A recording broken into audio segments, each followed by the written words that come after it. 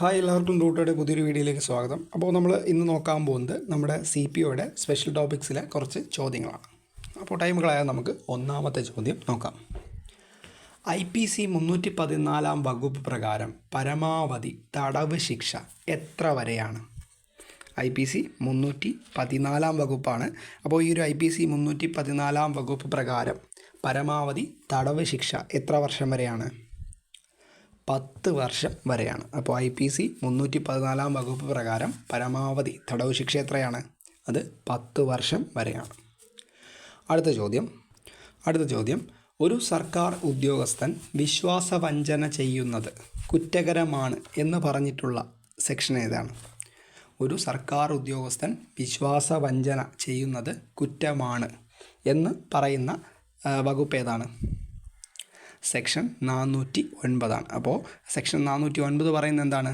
ഒരു സർക്കാർ ഉദ്യോഗസ്ഥൻ വിശ്വാസവഞ്ചന ചെയ്യുന്നത് കുറ്റകരമാണ് എന്ന് പറഞ്ഞിട്ടുള്ള IPCയിലെ വകുപ്പ് ഏതാണ്? അത് സെക്ഷൻ 409. അടുത്ത ചോദ്യം, കുറ്റകൃത്യം ചെയ്യാൻ ഉപയോഗിച്ച വസ്തു പിടിച്ചെടുക്കുവാൻ പോലീസിന് അധികാരം നൽകുന്ന കേരള പോലീസ് നിയമത്തിലെ വകുപ്പ്. അപ്പോൾ ഒരു കുറ്റകൃത്യം ചെയ്യാൻ ഒരു വസ്തു കൊണ്ട് കുറ്റകൃത്യം ചെയ്തു. അപ്പോൾ ആ ഒരു വസ്തുവിനെ പിടിച്ചെടുക്കുവാൻ പോലീസിന് അധികാരമുണ്ട് എന്ന് പറയുന്ന കേരള പോലീസ് നിയമത്തിലെ വകുപ്പ് ഏതാണ്?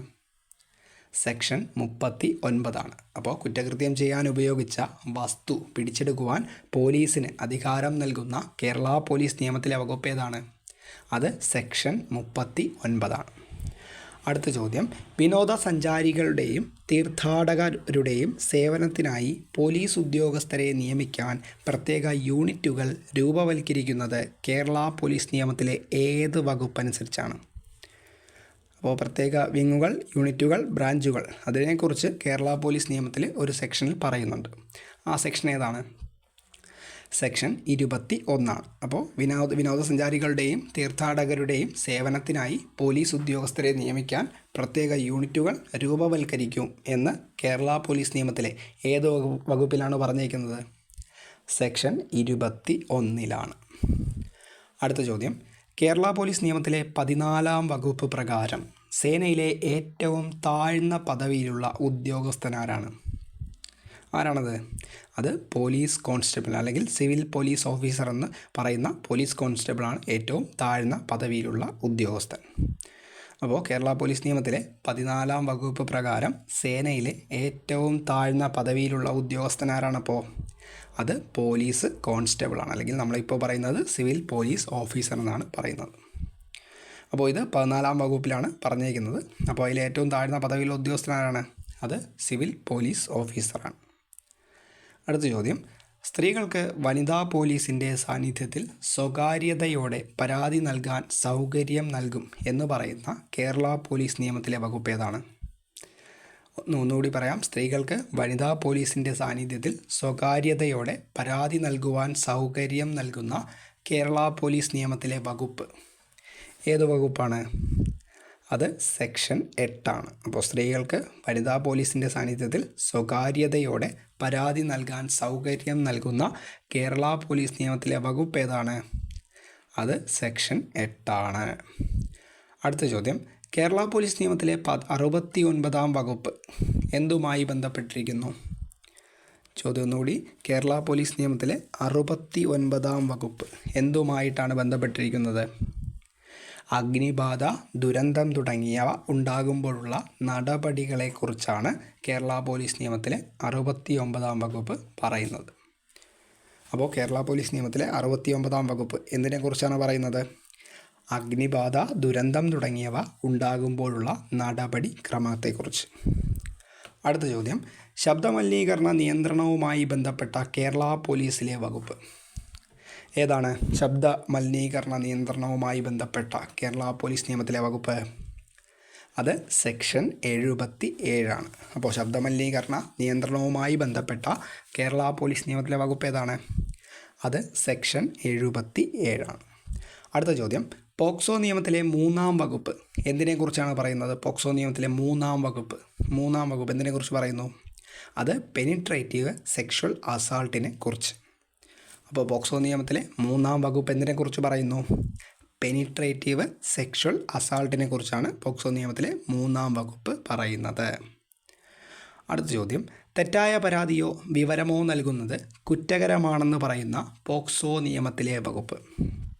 ചോദ്യം ഒന്നുകൂടി, തെറ്റായ പരാതിയോ വിവരമോ നൽകുന്നത് കുറ്റകരമാണ് എന്ന് പറയുന്ന പോക്സോ നിയമത്തിലെ വകുപ്പ് ഏതാണ്? അത് സെക്ഷൻ 22 ആണ്. അപ്പോൾ തെറ്റായ പരാതിയോ വിവരമോ നൽകുന്നത് കുറ്റകരമാണ് എന്ന് പറയുന്ന പോക്സോ നിയമത്തിലെ വകുപ്പ് ഏതാണ്? അത് സെക്ഷൻ 22 ആണ്. അപ്പോൾ ഒരു കൊച്ചുകുട്ടിയാണ് ഇങ്ങനെ ഒരു തെറ്റായ വിവരം നൽകുന്നതെങ്കിൽ ആ ഒരു കൊച്ചുകുട്ടിക്ക് എന്തില്ല? ശിക്ഷ ഇല്ല. അപ്പോൾ അടുത്ത ചോദ്യം, മാധ്യമങ്ങൾക്കുള്ള നടപടികൾ വിശദീകരിക്കുന്ന പോക്സോ നിയമത്തിലെ വകുപ്പ് ഏതാണ്? മാധ്യമങ്ങൾക്കുള്ള നടപടികൾ വിശദീകരിക്കുന്ന പോക്സോ നിയമത്തിലെ വകുപ്പ് സെക്ഷൻ 23 ആണ്. അപ്പോൾ മാധ്യമങ്ങൾക്കുള്ള നടപടികൾ വിശദീകരിക്കുന്ന പോക്സോ നിയമത്തിലെ വകുപ്പ് ഏതാണ്? അത് സെക്ഷൻ 23 ആണ്. അടുത്ത ചോദ്യം, IT നിയമത്തിലെ 72-ാം വകുപ്പ് എന്തിനെക്കുറിച്ചാണ് പറയുന്നത്? IT നിയമത്തിലെ 72-ാം വകുപ്പ് സ്വകാര്യതാ ലംഘനത്തിനുള്ള പിഴയെക്കുറിച്ചാണ് പറയുന്നത്. അപ്പോൾ IT നിയമത്തിലെ 72-ാം വകുപ്പ് എന്തിനെക്കുറിച്ച് പറയുന്നു? അത് സ്വകാര്യതാ ലംഘനത്തിനുള്ള പിഴയെക്കുറിച്ചാണ് പറയുന്നത്. അപ്പോൾ ഒന്നുകൂടി പറയാം, IT നിയമത്തിലെ 72-ാം വകുപ്പ് എന്തിനെക്കുറിച്ച് പറയുന്നു? സ്വകാര്യതാ ലംഘനത്തിനുള്ള പിഴയെക്കുറിച്ചാണ് IT ആക്ട് 72 പറയുന്നത്. അപ്പോൾ ഇത്രയും ചോദ്യങ്ങളാണ് നമ്മൾ ഇന്ന് ഈ വീഡിയോയിൽ നോക്കുന്നത്. IPC 314-ാം വകുപ്പ് പ്രകാരം പരമാവധി തടവ് ശിക്ഷ എത്ര വർഷം വരെയാണ്? അത് 10 വർഷം വരെയാണ്. അടുത്ത ചോദ്യം, ഒരു സർക്കാർ ഉദ്യോഗസ്ഥൻ വിശ്വാസവഞ്ചന ചെയ്യുന്നത് കുറ്റകരമാണെന്ന് പറയുന്ന IPC നിയമത്തിലെ വകുപ്പ് ഏതാണ്? സെക്ഷൻ 409 ആണ്. കുറ്റകൃത്യം ചെയ്യാൻ ഉപയോഗിച്ച വസ്തു പിടിച്ചെടുക്കുവാൻ പോലീസിന് അധികാരം നൽകുന്ന കേരള പോലീസ് നിയമത്തിലെ വകുപ്പ് സെക്ഷൻ 39 ആണ്. വിനോദസഞ്ചാരികളുടെയും തീർത്ഥാടകരുടെയും സേവനത്തിനായി പോലീസ് ഉദ്യോഗസ്ഥരെ നിയമിക്കാൻ പ്രത്യേക യൂണിറ്റുകൾ രൂപവൽക്കരിക്കുന്നത് കേരള പോലീസ് നിയമത്തിലെ ഏത് വകുപ്പ് അനുസരിച്ചാണ്? സെക്ഷൻ 21 ആണ്. കേരള പോലീസ് നിയമത്തിലെ 14-ാം വകുപ്പ് പ്രകാരം സേനയിലെ ഏറ്റവും താഴ്ന്ന പദവിയിലുള്ള ഉദ്യോഗസ്ഥനാരാണ്? അത് സിവിൽ പോലീസ് ഓഫീസറാണ്. അപ്പോൾ ഏറ്റവും ഉയർന്ന പദവി ആരായിരിക്കും? അത് താഴെ കമൻറ്റ് ചെയ്യുക. സ്ത്രീകൾക്ക് വനിതാ പോലീസിൻ്റെ സാന്നിധ്യത്തിൽ സ്വകാര്യതയോടെ പരാതി നൽകാൻ സൗകര്യം നൽകുന്ന കേരള പോലീസ് നിയമത്തിലെ വകുപ്പ് ഏതാണ്? അത് 8-ാം വകുപ്പാണ്.